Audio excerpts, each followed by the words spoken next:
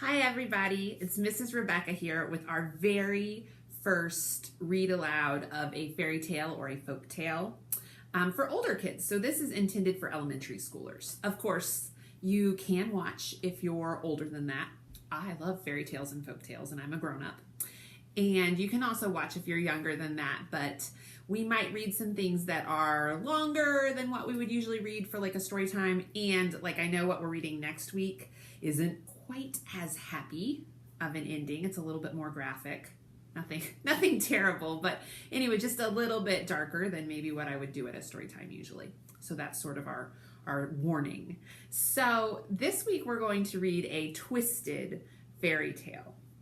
And a twisted fairy tale means exactly what it sounds like. It means that you have the typical plot of a fairy tale we might all know, maybe just with some tiny variations, and it's taken and it's turned around so that it uses a lot of the same characters and a lot of the same ideas as the original fairy tale, but it's totally different. And there's so many good ones of these out there and at our library, and I'll be getting even more this summer since our summer reading program theme is Imagine Your Story. So we'll be talking a lot about fairy tales and folk tales and things like that, and myths even.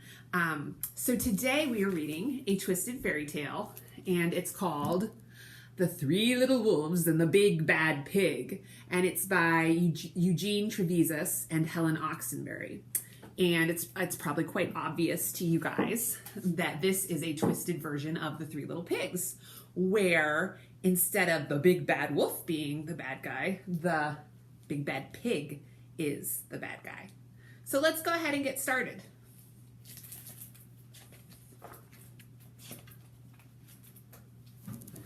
Once upon a time, there were three cuddly little wolves with soft fur and fluffy tails who lived with their mother.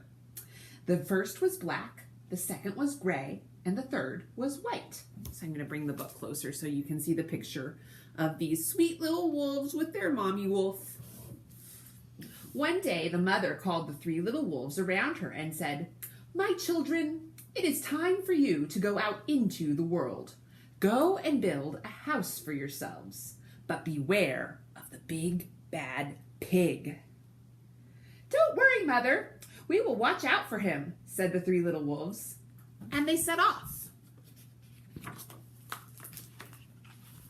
So there they go out into the world. Soon they met a kangaroo who was pushing a wheelbarrow full of red bricks and yellow bricks. "Please, will you give us some of your bricks?" asked the three little wolves. "Certainly," said the kangaroo. And she gave them lots of red and yellow bricks. So the three little wolves built themselves a house of bricks. So that's different because usually the story of the three little pigs starts with the straw house and just one little pig building. But here we have three little wolves all building a house of brick together. I wonder what will happen. The very next day, the big bad pig came prowling down the road and saw the house of bricks that the little wolves had built. The three little wolves were playing croquet in the garden. When they saw the big bad pig coming, they ran inside the house and locked the door. Do you guys see this big bad pig? Oh my gosh. I just love that illustration of this pig. And there's the wolves playing croquet. The pig knocked on the door and grunted, little wolves, let me come in." "No, no, no," said the three little wolves. "By the hair on our chinny chin chins, we will not let you in. Not for all the tea leaves in our china pot." And so there they all are, and the pig is outside the window there. "Then I'll huff and I'll puff and I'll blow your house down," said the pig. So he puffed and he puffed and he huffed, but the house didn't fall down. There he is huffing and puffing.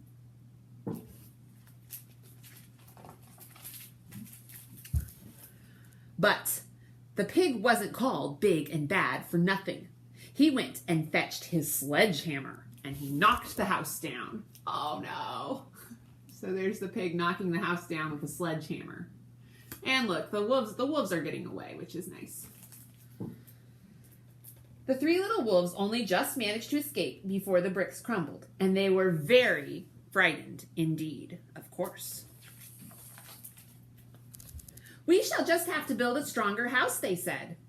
Just then they saw a beaver who was mixing some concrete in a concrete mixer.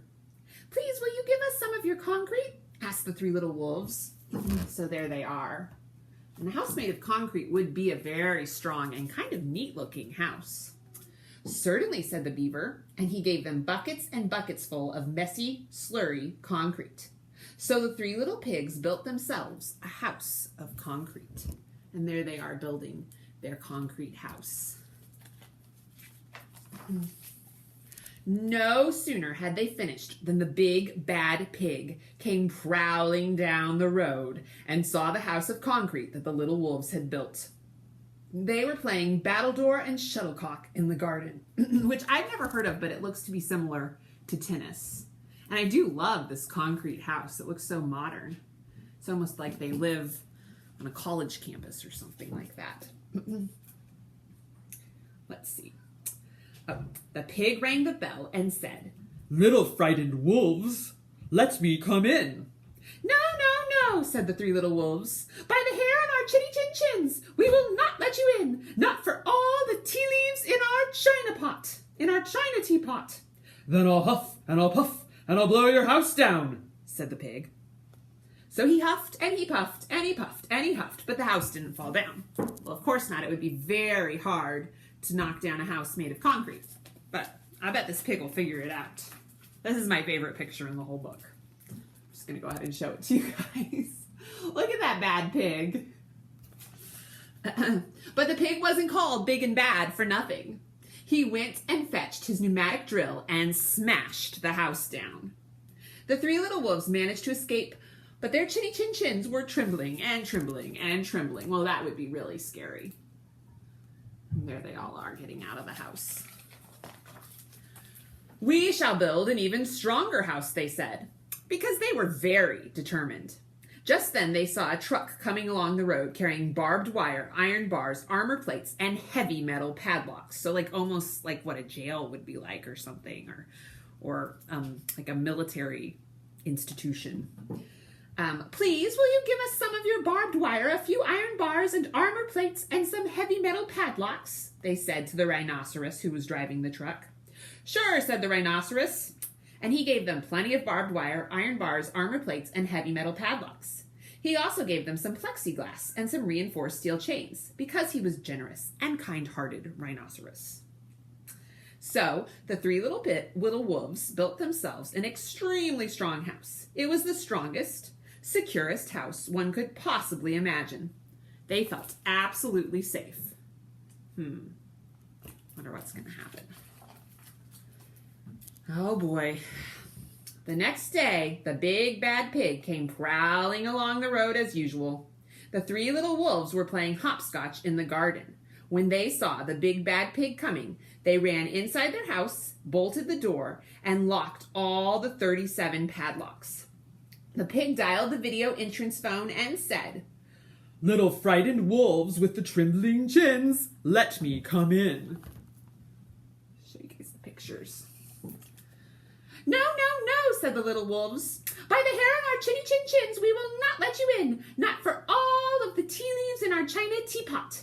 "Then I'll huff and I'll puff and I'll blow your house down," said the pig. So he huffed and he puffed and he puffed and he huffed, but the house didn't fall down. But the pig wasn't called big and bad for nothing.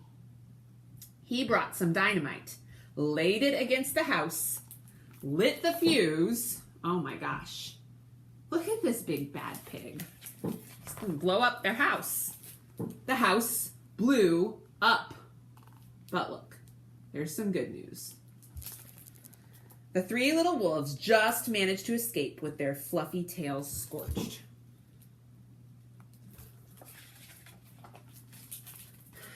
"Something must be wrong with our building materials," they said. Oh, it's the wolves talking. So, "Something must be wrong with our building materials," they said. "We have to try something different." But what? At that moment, they saw a flamingo coming along, pushing a wheelbarrow full of flowers. "Please, will you give us some flowers?" asked the little wolves. "With pleasure," said the flamingo, and he gave them lots of flowers. So the three little wolves built themselves a house of flowers. I don't see how that will keep the wolf out.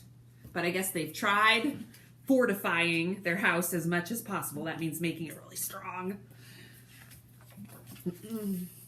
One wall was of marigolds, one of daffodils, one of pink roses, and one of cherry blossoms. The ceiling was made of sunflowers, and the floor was a carpet of daisies. They had water lilies in their bathtubs and buttercups in the refrigerator. It was a rather fragile house, and it swayed in the wind, but it was very beautiful. The next day, the big bad pig came prowling down the road and saw the house of flowers that the three little wolves had built. He rang the bluebell, that's a kind of flower, at the door and said, "Little frightened wolves with the trembling chins and the scorched tails, let me come in." "No, no, no," said the three little wolves. "By the hair on our chinny chin chins, we will not let you in. Not for all the tea leaves in our china teapot." "Then I'll huff and I'll puff and I'll blow your house down," said the pig. That actually never seems to work for the pig. But as he took a deep breath, ready to huff and puff, he smelled the soft scent of the flowers. It was fantastic. And because the scent was so lovely, the pig took another breath and then another. Instead of huffing and puffing, he began to sniff. He sniffed deeper and deeper until he was quite filled with the fragrant scent. His heart grew tender, and he realized how horrible he had been. Right then, he decided to become a big, good pig. He started to sing and to dance the tarantella. Look at that reformed pig, changed by the flowers, and the wolves can't believe it. At first, the three little wolves were a bit worried. It might be a trick, but soon they realized that the pig had truly changed. So they came running out of the house. They started playing games with him. First, they played ping pong, then piggy in the middle, and then when they were all tired, they invited him into the house.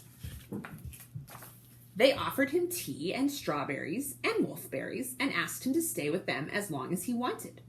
The pig accepted, and they all lived happily together ever after. And there's a picture of them. There's that nice picture of them all being friends, which I guess that's the end. I guess it was very forgiving of the of the wolves to let the big bad pig come and live with them afterwards. But this is just a fairy tale, even if it's a twisted one. So that was our twisted fairy tale for today. And I was going to share that there are other interesting versions of the Three Little Pigs too. I think that's almost the most famous and popular fairy tale there is. But feel free to disagree with me. You can let me know. I would love to discuss it. So one I wanted to mention in particular is that we have a new one where the pigs are yogis who do yoga, and they help the wolf learn how to calm down with yoga. So that one we have available at the library. All right, so that is the end of our story for today, and I will see you guys next week here on the video for a folk tale from Denmark, which is about a cat. If anyone was in my Bridges program, we read it then, and I think everybody really enjoyed it. So I'm looking forward to reading it for you guys. And it's still early in June, so if you haven't picked up a summer reading program packet yet, go ahead and call the library so that you can pick one up. All right, that's it. I'll see you guys next week.